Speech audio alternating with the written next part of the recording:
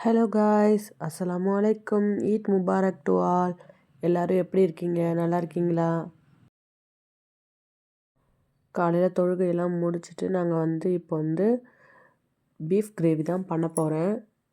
பரோட்டா கடையிலே வாங்கியாச்சு. Beef gravy மட்டும் வீட்டில் பண்ணிடலான்னு சொல்லிட்டு வீட்டிலே ரெடி பண்ண ஆரம்பித்தாச்சு. ஃபஸ்ட்டு எண்ணெய் ஊற்றிக்கோங்க. பட்டை, கிராம்பு, ஏலக்காய் எல்லாத்தையும் போட்டுக்கோங்க.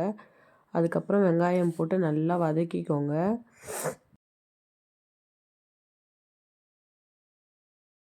அது நல்லா வதங்கட்டும். உங்கள் வீட்டிலலாம் ரம்ஜான் எப்படி போயிட்டுருக்குன்னு கமெண்ட் செக்ஷனில் கமெண்ட் பண்ணுங்கள் ஃப்ரெண்ட்ஸ். இப்போ நல்லா வதங்கிட்டே இருக்குது. இப்போ லைட்டாக உப்பு மட்டும் போட்டுக்கலாம். அப்போ தான் கொஞ்சம் சீக்கிரமாக வதங்கும். அதனால் நான் உப்பு போட்டுக்கிறேன்.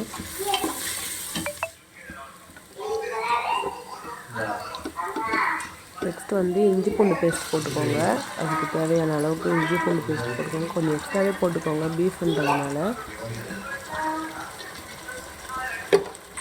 போட்டு நல்லா வதக்கிட்டே இருங்க. அந்த பச்சை வாடை போகணும். அப்போ தான் நல்லாயிருக்கும். இல்லைன்னா இஞ்சியோட ஸ்மெல் அடிச்சுட்டே இருக்கும்.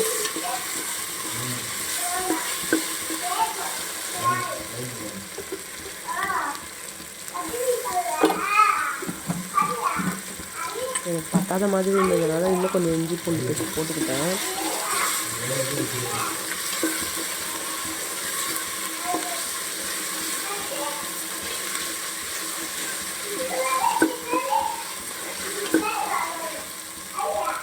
இப்போ இது நல்லா வதங்கிடுச்சு. நெக்ஸ்ட்டு தக்காளி பழம் போட்டுக்கோங்க. நல்லா பழுத்த தக்காளியாக எடுத்துக்கோங்க. அப்போ தான் டேஸ்ட் நல்லாயிருக்கும். வெளியே போகிறாங்க.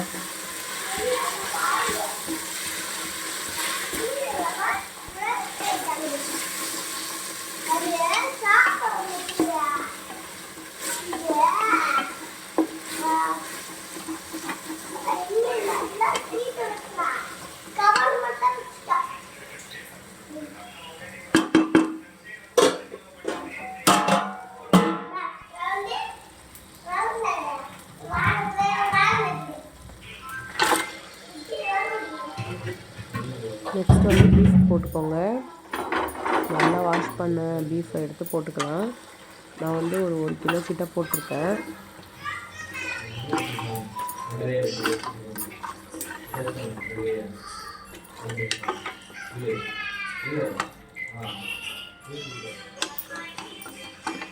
மசாலா போட்டதை நான் கவர் பண்ண முடியல. அதை நான் சொல்லிடுறேன். ஃபஸ்ட்டு மஞ்சள்தூள் போட்டுக்கோங்க. மிளகாத்தூள், மட்டன் மசாலா இருந்தால் போட்டுக்கோங்க. நான் வீட்டிலே ப்ரிப்பேர் பண்ண கரம் மசாலா கொஞ்சம் போட்டிருக்கேன். அதெல்லாம் போட்டு உப்பு போட்டு சரியான அளவுக்கு தண்ணி மட்டும் ஊற்றிக்கோங்க. உங்களுக்கு எவ்வளோ தேவையோ அவ்வளோ அளவுக்கு தண்ணி ஊற்றிக்கோங்க.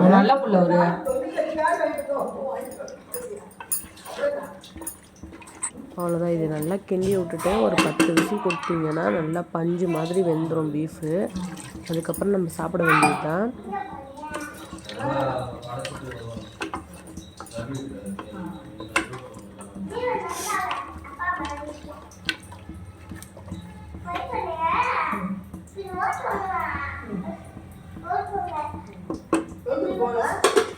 போயிட்டு தான் எல்லாம் உட்காந்துக்கிறாங்க.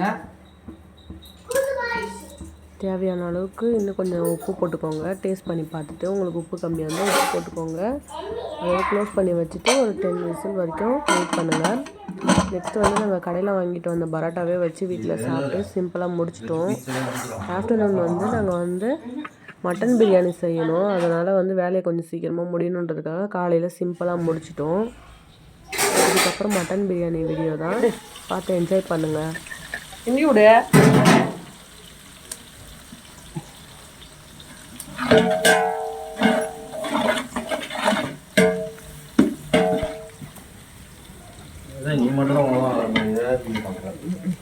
நீ இது போடலையாரி இஞ்சி பூண்டு பேஸ்ட் தானே ஃபர்ஸ்ட் போடுவேன்.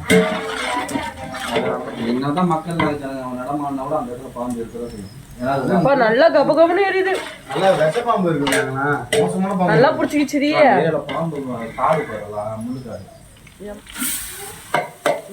பூண்டா பூண்டு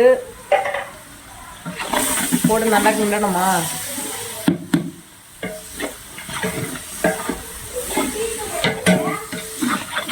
மேல டப்பால இருக்கு. ஏய், டீ தூள் போட்டுறாத. அது இதுக்கு சாப்பாட்டுக்கு. நீ வேற பால் எடுத்துக்கோ. அதில் பாதி எடுத்து வேணாம் வேற பால் எடுத்து காய்ச்சிக்க. அது அப்படியே இருக்கட்டும், வேற ஏனத்தை எடுத்து போடு.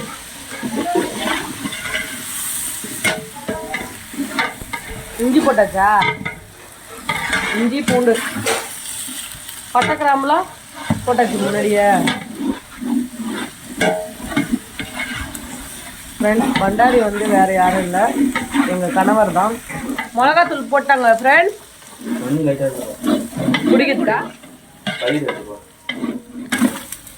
சரி, நல்லா மட்டன் வந்து கட்டி நோந்துச்சு. அத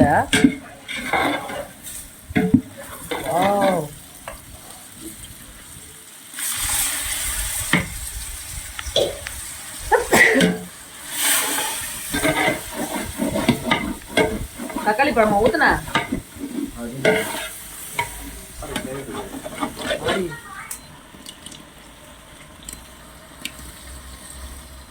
அதே செஞ்சா கட் பண்ண சொல்லுங்க. இதுக்கு முன்னாடி ஏதாவது போட்டியா?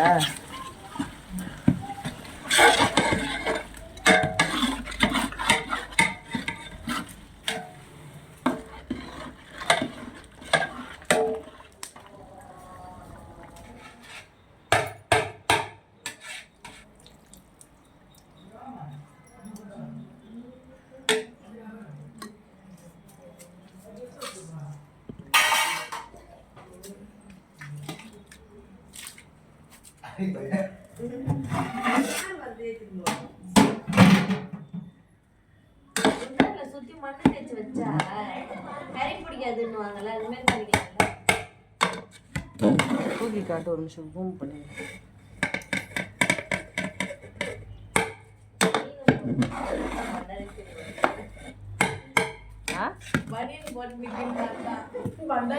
தோல் படையில ஒரு துண்டு வேணுண்டிய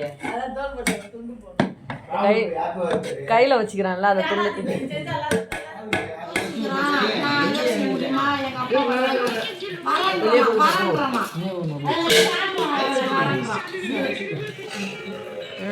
இல்லையா?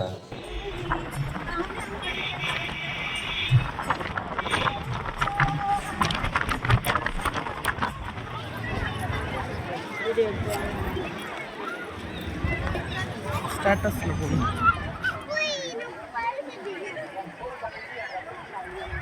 செம கூட்டம் இல்ல? நிறைய பேர் ரிட்டர்ன் போதுவோம். இல்லைன்னா இன்னும் கூட்டம்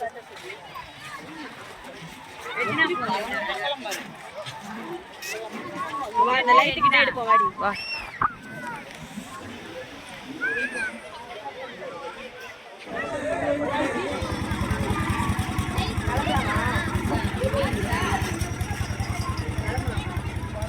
Berarti ya?